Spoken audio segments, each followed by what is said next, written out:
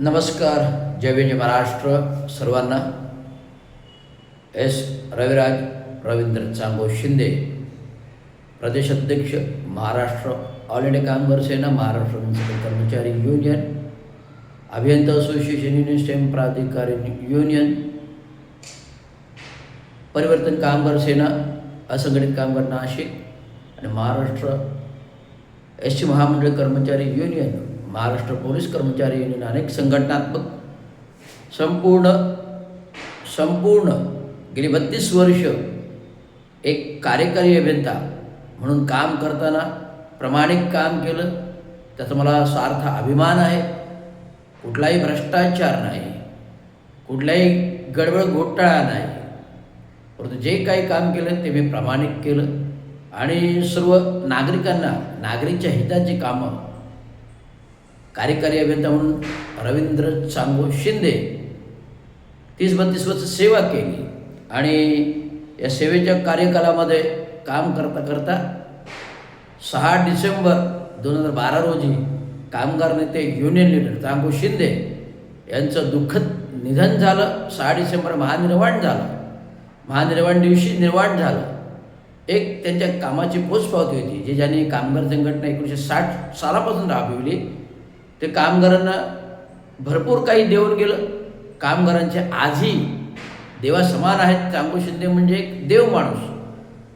त्यांच्या सक्षम ते अजूनही जिवंत आहेत असं सर्वांना वाटतं, कारण त्यांचं कार्य, त्यांचे चिरंजीव सेवानिवृत्त कार्यकारी अभियंता याने जिवंत ठेवलेलं आहे आणि त्यांची कामगार संघटनेची चळवळी जिवंत ठेवली. जो 12 वर्ष लढा त्यांनी चालू ठेवलेला आहे, जो आधी 1960 पासून चालू होता तो लढा पुढेही चालू ठेवलेला आहे.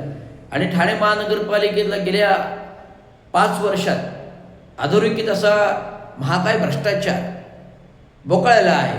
त्याच्यावर मी वारंवार सारखे प्रश्न उपसवतो.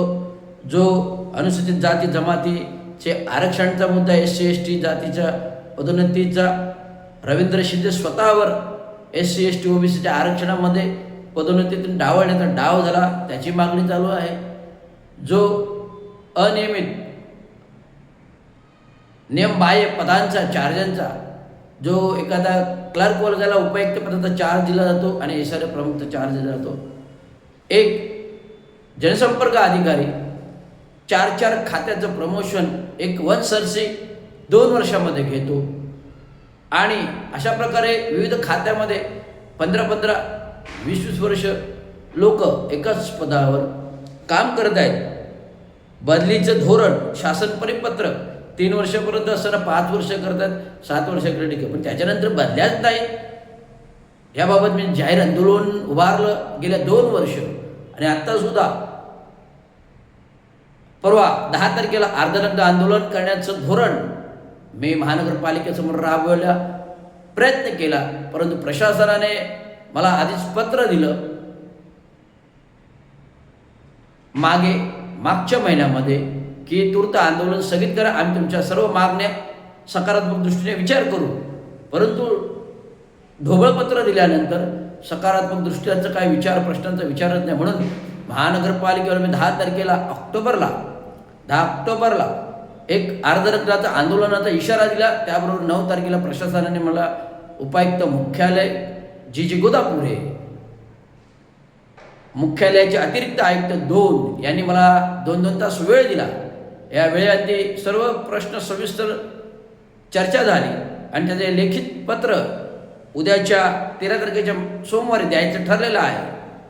आणि या सर्व मागण्यांचं सविस्तर विवरण घेत असताना ज्या काही दिवाळी येत्या दिवाळीमध्ये बोनस प्रशासन देणार आहे, तो बोनसाची रक्कम आयुक्तांकडून अजून निश्चिती व्हायची आहे. बोनस पण दिला जाणार आहे.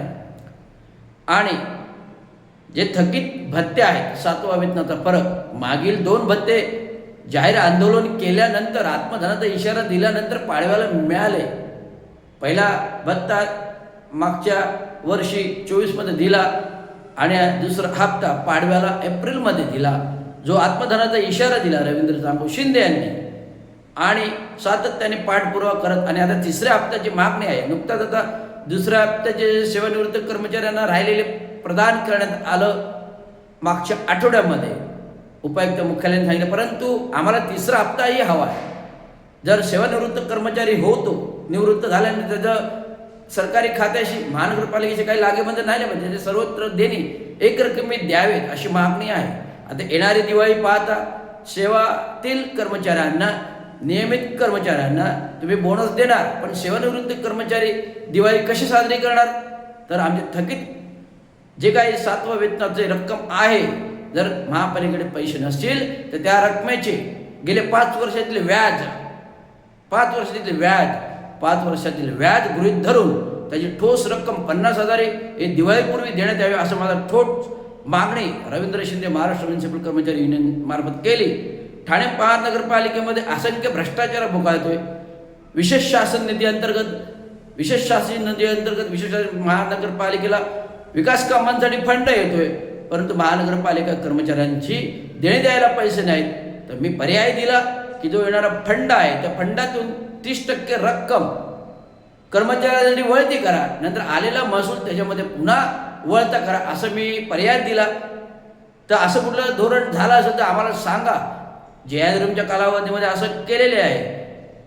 मंजूर शासकीय केंद्र शासनाची रक्कम वळवलेली आहे मंजुरी आणि नंतर पुन्हा ती रक्कम खात्यामध्ये वळती केलेली आहे. अशा प्रकारचं पर्याय आहे, परंतु महानगरपालिकेला त्याचं काही पडलेले नाही. कर्मचाऱ्यांचं थकीत वेतन देणं क्रमप्राप्त असताना ते देणं महानगरपालिका अजूनही देत नाही.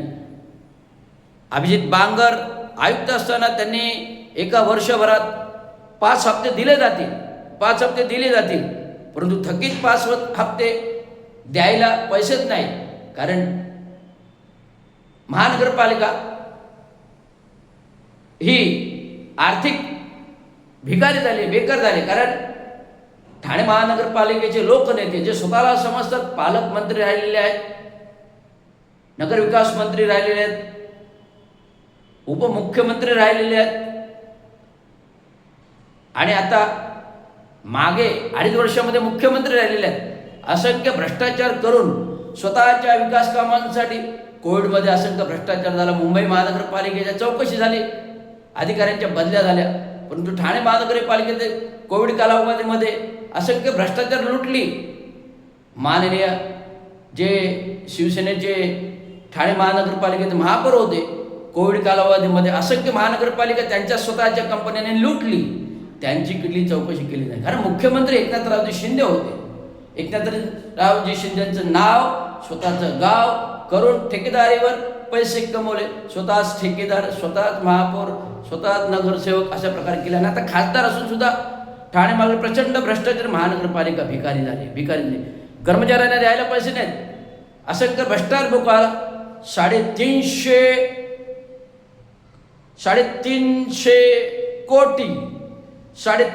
कोटीचा 5 वर्षातला ऑडिट झालेला नाही, जो विधानसभेत प्रश्न गाजला. कॉन्ट्रॅक्ट बेसिसवर ठेकेदारांचे मिनिमम वेतनही दिली जात नाही, कॉन्ट्रॅक्टरना कमी केलं जातं. घनकचरा विभागामध्ये असंख्य आमदार खासदारांचे टेंडर आहे घनकचरा विभाग, त्या लोकांना ब्लॅकलिस्ट केलं जात नाही. तर एखादा कॉन्ट्रॅक्टर, आमदार, खासदार जर ठेकेदारी असेल त्याला तात्काळ त्याची ब्लॅकलिस्ट करावी. जुलैमध्ये 24 जून का जुलैमध्ये सफाई आयोग बिंद्रा सिंग आले होते, त्याच्यामध्ये मुद्दा मांडला. तात्काळ अशा प्रकारच्या ठेकेदारांना, कॉन्ट्रॅक्टरांना काळ्या लिस्टमध्ये टाकण्याचा प्रयत्न केला. आणि सफाई कामगारांना घरे दिली जात नाही. 15 वर्ष झाले, 30 वर्ष पूर्वी इमारती बांधल्या, 15 वर्ष झाल्यानंतर धोकादायक ठरून त्या तोडल्या. एखाद्या शेख नावाच्या विकासकाच्या गळ्यात घासण्यासाठी, घशात घालणाऱ्या या इमारती धोकादायक ठरवल्या, परंतु अद्याप 15 वर्ष झाली सदर इमारतीचे बांधकाम होत नाही. असे असंख्य प्रश्न घेऊन मी अर्धनग्न आंदोलनाचं ठरवलं होतं. 10 तारखेला प्रशासन बोलते आम्ही सकारात्मक विचार करतो. आज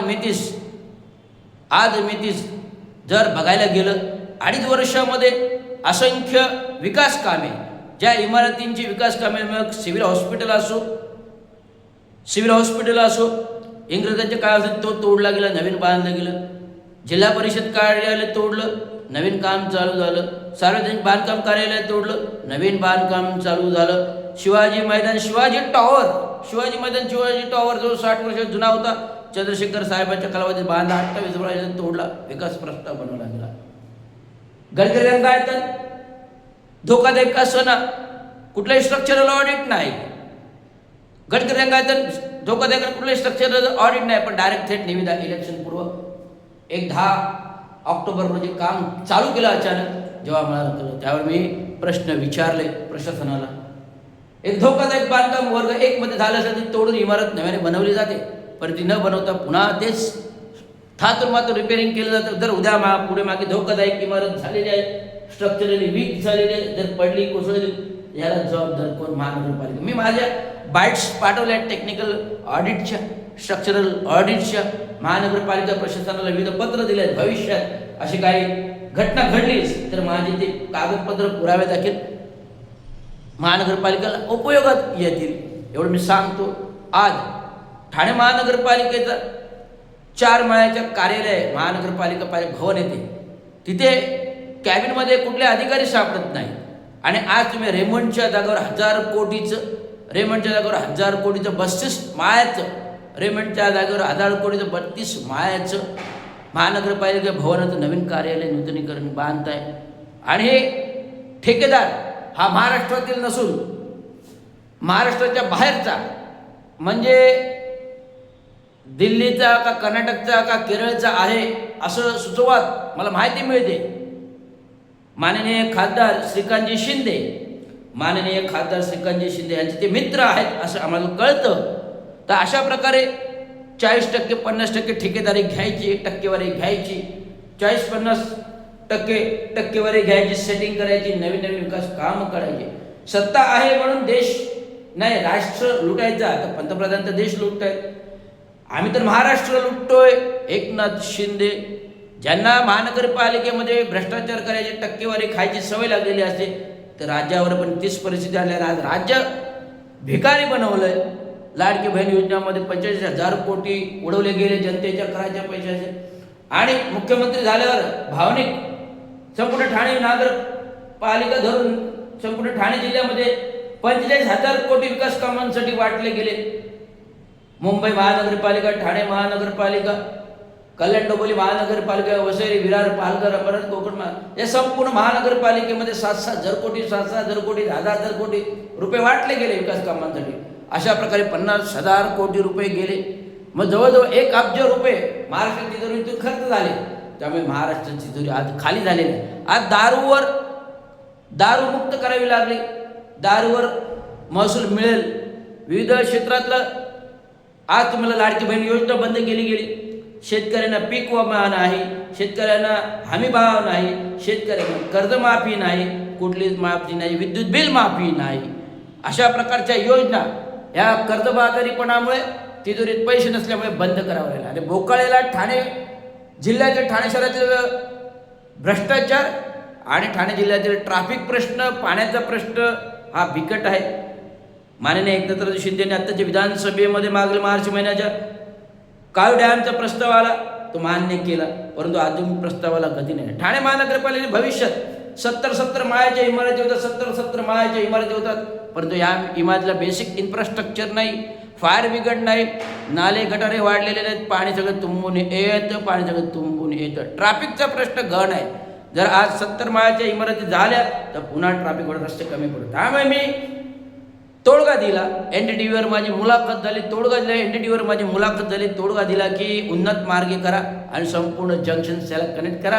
आणि मुंबई आनंदनगर नाका ते अहमदाबाद फाउंटनपर्यंत थेट उन्नत मार्ग द्या, त्याला जंक्शन्स कनेक्ट करा आणि त्यातून ट्रॅफिक सुरळीत झालं. कारण वरील मोठं ट्रॅफिक वरून जाईल आणि छोटं ट्रॅफिक खाली जाईल. कोस्टल रोड जो गडकरीने मंजूर केलेला आहे, त्याला हजारो लाखो रुपये लागणार, त्यामुळे तो आता चालू नाही, परंतु उन्नत मार्ग होऊ शकतो. आता अंतर्गत मेट्रो प्रपोजलला 11,000 कोटी रुपये लागणार आहेत. अंतर्गत मेट्रो प्रकल्प हा होऊ शकणार नाही, कारण अंतर्गत जागा शिल्लक नाही. तर कशा प्रकारे धारण करणार? रवींद्र शिंदे राजकीय, सामाजिक आणि तांत्रिक विश्लेषक अभियंता असल्यामुळे महानगरपालिकेमध्ये कार्यकारी अभियंता म्हणून राहिलेले आहे. त्यामुळे महानगरपालिकेत काय चालते काय नाही चालते, भ्रष्टाचार कुठे कुठे चालतो हे संपूर्ण इथं माहिती आहे. त्यामुळे महाराष्ट्र म्युनिसिपल कर्मचाऱ्यांच्या बॅनरवर मी स्वतः माझे संघटनात्मक आंदोलन गेली 2 वर्ष सातत्याने करतो सेवानिवृत्तीपर्यंत. त्याला प्रशासन सकारात्मक दृष्टिकोन देते, पण कार्यवाही होत नाही. उद्या 13 तारखेला 3 वाजता गडकरी रंगायतन ते ठाणे महानगरपालिका भवन, गडकरी रंगायतन ठाणे एक धडक मोर्चा आयोजित केलेला आहे. शिवसेना उद्धव बाळासाहेब ठाकरे, महाराष्ट्र नवनिर्माण सेना आणि राष्ट्रवादी काँग्रेस पक्ष, शरद पवार गटच्या वतीने आणि कामगार संघटना महाराष्ट्र म्युनिसिपल कर्मचारी युनियन यासोबत महाविकास आघाडीबरोबर असणार आहे. या मोर्चामध्ये सहभागी होणार. त्यावेळी सर्व लोकांना निवेदन करण्याचे उद्याच्या धडक मोर्चामध्ये सामील या आणि दाखवून द्या की ठाणे जिल्ह्यात ठाणे महानगरपालिका क्षेत्रात केवढा मोठा भ्रष्टाचार चालू आहे तो मिटून काढण्यासाठी येणाऱ्या उद्याच्या धडक मोर्चामध्ये सामील व्हा. उद्याच्या धडक मोर्चामध्ये सिंहासन खाली करो, जनता आई है. सिंहासन खाली करो, जनता आई है. सिंहासन खाली करो, जनता आई है. सिंहासन खाली करो, जनता आई है. धन्यवाद. जय भीम, जय महाराष्ट्र, जय हिंद, जय भारत.